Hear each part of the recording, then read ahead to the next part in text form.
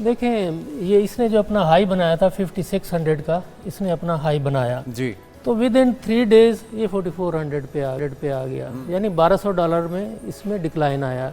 फिर अगेन इसमें एक रैली आई जब 5419 पे जब ये गया जी तो उस वक्त जंग स्टार्ट हो गई। लोगों ने समझा कि अब हम बाई करें और ये गोल्ड और ऊपर चला जाए। जंग में अमूमी तौर पे होता क्या है कि गोल्ड प्राइसेस अप हो जाती हैं या फिर नीचे अप हो जाती है। इसकी क्या वजह? उसकी वजह ये है कि वो करेंसी पे वो यकीन नहीं करते। गोल्ड जो है वाहिद एक सॉलिड है, एसेट है जिसको वो रखना चाहते हैं। लेकिन जो बड़े ट्रेडर हैं उन्हें ऑलरेडी मालूम होता है कि ये जंग होने वाली है, तो इस वजह से उन्होंने सेलेक्ट शुरू कर दी। 4100 पे ये गोल्ड आ गया। अब देखें ये एक रेजिस्टेंस लाइन है, एक सपोर्ट लाइन है। अभी अगर लॉन्ग रन आपने अगर ट्रेड करना है यानी इन्वेस्टमेंट करनी है तो मार्केट जैसे इस लेवल पे आए, यहाँ कहीं आए तो उस वक्त आप बाई करें, वरना ये रेजिस्टेंस लेवल है यहाँ पे आए तो सेल करें। और अगर इसको ये क्रॉस कर जाए तो ये ऊपर जा सकता है, ये 6000 भी ये क्रॉस कर सकता है। गोल्ड के अलावा और कौन कौन सी चीज़ें जो कि इसके गोल्ड साथ ही मूव देखें ये लॉन्ग रन के लिए मैंने बताया है। और दूसरा जो है ये अगर डे ट्रेडर है तो उसके लिए 4 आवर ये चार्ट है। ठीक है, देखें आजकल जो है ये 4600 के अराउंड ये मूव कर रहा है। ठीक है, ये एक सपोर्ट लाइन है। ट्रेंड ऊपर की तरफ चल रहा है या अभी और मजीद नीचे? नहीं, ये इसका जो ट्रेंड है ये पिछला वो आ गया, देखें।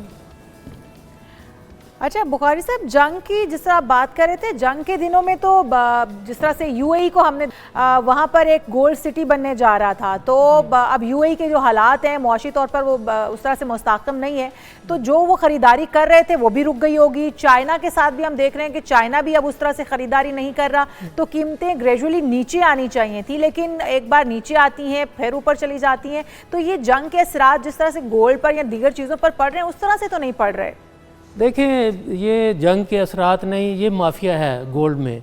जो बिग प्लेयर हैं, मुनाफा हाँ नहीं, बिग प्लेयर जो हैं वो इस मार्केट को मूव करते हैं। ठीक है, तो अभी ये देखें अगर आप डे ट्रेडर हैं तो 4 आवर का चार्ट है, ये एक सपोर्ट लाइन है। यहाँ पे आप आगे बाई करें और आप एक दिन में आप निकल सकते हैं। ये है डे ट्रेडर के लिए, या स्विंग ट्रेडर को भी ये चार्ट यूज़ करना चाहिए। ठीक है, अब स्कैल्पर हैं जो छोटे छोटे स्टॉप लॉस लगा के, क्योंकि मार्केट इतनी वोलेटाइल है कि 3 दिन के अंदर यानी देखें $1200 इसमें डिक्लाइन आया है, तो इसमें बड़ा कॉन्शियस हमें होना चाहिए। हमें मोहतात अंदाज में, कितनी मोहतात अंदाजे में कितने आप इन्वेस्ट कर रहे हैं रकम, जो कि आपकी अगर फ़र्ज़ किया कोई मार्केट स्टेबल भी होती है तो आपको इतना नुकसान ना हो, अंदाज़ क्या है, इंडिकेशन क्या होती है उसकी? नहीं देखें अब मसला ये होता है कि हम ट्रेड कहाँ करें। ठीक है, ठीक है, पाकिस्तान मर्केंटाइल एक्सचेंज, मैंने शिकागो मर्केंटाइल एक्सचेंज में as a registered commodity representative कई साल काम किया। अच्छा, तो मैं बड़ा खुश हुआ कि कराची गया, मैंने पाकिस्तान मर्केंटाइल एक्सचेंज देखी, तो यकीन करें वो कोई मिस्टीरियस सी जगह थी। अच्छा, तो मैं बड़ा अपसेट हुआ, मैंने कहा है कहाँ जहाँ टिकर हो या कोई मैं मार्केट, वो कोई बंदा आके, कुछ भी नहीं था, वो आके लैपटॉप पे मुझे बता रहे हो कि ये है फलां है। अच्छा, मैं सिंस 1980 मैं गोल्ड में ट्रेड कर रहा हूँ।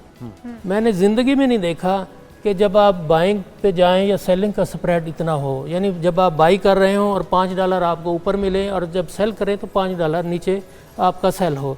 फ़र्क करें, एक स्टैंडर्ड यानी लॉट है गोल्ड की, वो 100 आउंसेस की होती है। ठीक है, अगर आपने सेल किया है तो $500 तो आपके वहीं गए, और आपने बाई किया तो $500 फिर वो गए, यानी $1000 आपका राइट अवे आपका लॉस हो गया।